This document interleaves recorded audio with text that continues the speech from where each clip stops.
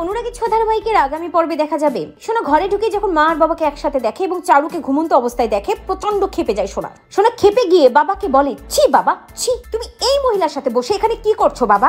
দুদিন পর তোমার সাথে চারুর বিয়ে, তুমি এই মহিলার সাথে এখানে বসে থাকতে পারো না। আর এই মহিলা একটা বাজে মহিলা, একটা নোংরা মহিলা।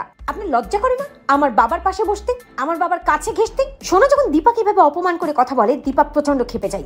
দীপা রুদ্রমূর্তি নিয়ে সোনাকে ঠাটিয়ে একটা চড় মারে এবং দীপা বলে, সোনা ভুলে যাস না আমি তোকে জন্ম দিয়েছি, আমি তোর মা, আমি তোর বাবার স্ত্রী, তোর বাবার সাথে আমার ডিভোর্স হয়নি, তাই আমি চাইলেই তোর বাবার জীবন অধিকার দেখাতে পারি, তোর জীবনেও মায়ের অধিকার দেখাতে পারি। সোনা মায়ের রুদ্রমূর্তি দেখে চমকে যায়। অপরদিকে দীপা সোনাকে স্পষ্ট করে দেয় যে তার বাবার কাছে ঘেঁষার বা বাবার সাথে কথা বলার, বাবার জীবনে অধিকার দেখানোর সম্পূর্ণ অধিকার তার আছে। তো বন্ধুরা, তোমরা এটাই চাও তো যে এভাবেই যেন সোনাকে ঠাটিয়ে চড় মেরে নোংরা কথা বলার উচিত শিক্ষা দেয় দীপা? কমেন্ট করে জানাতে ভুলো না।